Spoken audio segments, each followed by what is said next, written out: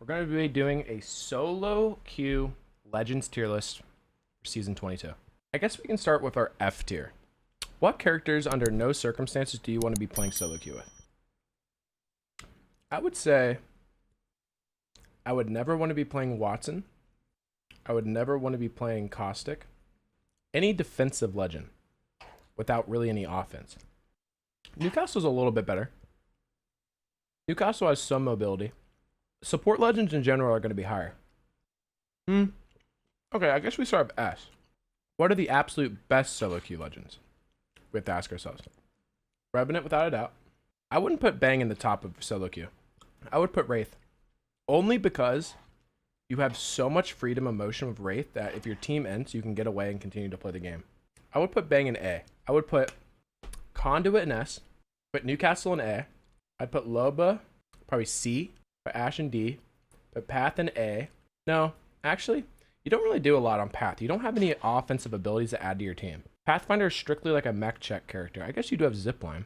Now, if you're an insane Pathfinder, you can make Pathfinder work. But given the circumstances that you're trying to solo queue and you're understanding what characters best fit into the current meta, Path is probably A.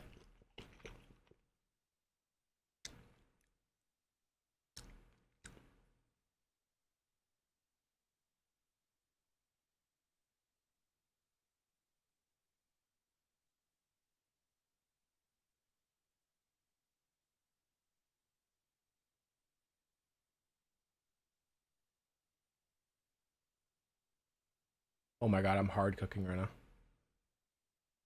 Oh my god.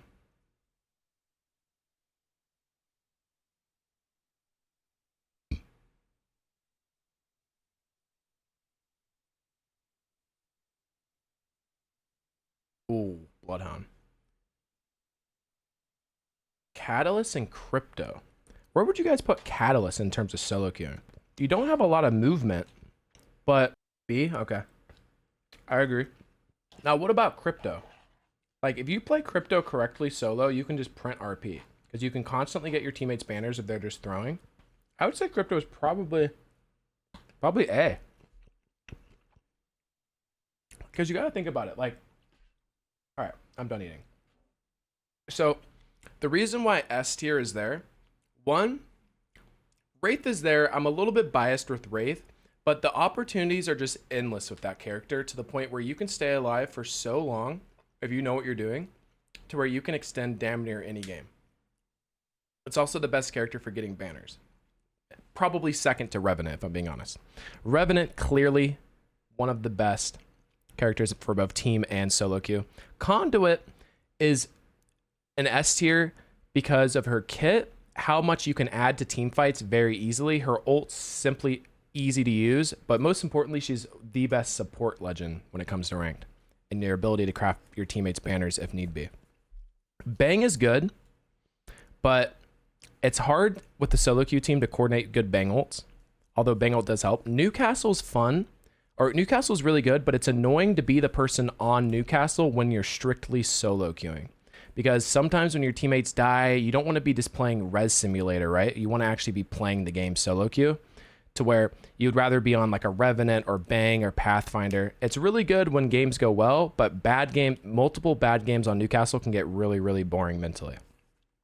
Pathfinder is always going to be around, especially now with the enhanced zipline. As long as you're picking the right perk on the purple layer of the perk tier list for a Path, I mean, you can add a lot of benefit to a lot of games, as well as if you're mechanically proficient on Path, you can just have a lot of impact in fights. Valk is clearly A tier because even if your teammates die, you're able to Valkyl out.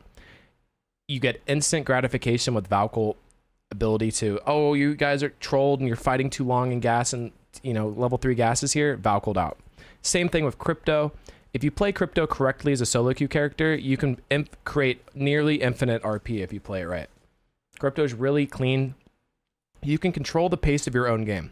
The issue of solo queuing is you cannot really control the pace of your own game, but with Crypto you can, because of the Invis perk, on top of being able to get your teammates banners, relaxing in zone. If you're into kind of like that slow play style and really caring about gaining RP, Crypto is a very strong solo queue character. I fucking solo queued the goddamn Predator playing Crypto only and did 0 damage and got there. Now, as we progress slightly lower in the tier list, more and more of these things become nice to have on the team, but somewhat annoying to play solo queue if your team doesn't live up to like expectations of being good, right? Playing Mad Maggie solo and being high octane, drilling, throwing your ball, shotguns, doesn't work well with a lot of solo queue teams that are just not on the same page, not speaking the same language in EU servers, and the tempo of that can be off. Maggie's still extremely strong, however, a lot of the tempo is kind of an issue. Lifeline, kind of the same thing. You don't, whenever you have the ability to play whoever you want, you don't want to just be playing Res Simulator and Support Simulator when it comes to gaining RP. You kind of want to have a little bit more control over your own destiny as it terms of gaining RP, where Lifeline, you're kind of at the destiny of your two teammates and helping them. Horizon's the complete opposite side of the spectrum.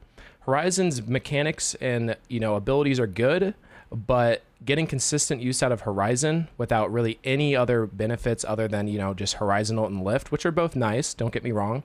But when it comes to multiple solo queue games, there's going to be a lot of times when just lifting and Horizon ulting isn't enough in fights, and you're either going to need to leave fights and hopefully craft banners or have a little bit more mobility, because, you know, Horizon, you know, you can queue up and get away, but you can still easily get chased by Rev Path, stuff like that.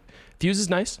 The ability to have console on top of, you know, just having immediate impact in nearly every fight you take. Fusel is one of the best abilities in ranked because people don't really know how to play it. It's really, really easy to just line up a Fusel in a fight close and get instant gratification. Vantage, being able to hit both beacons is uniquely cool.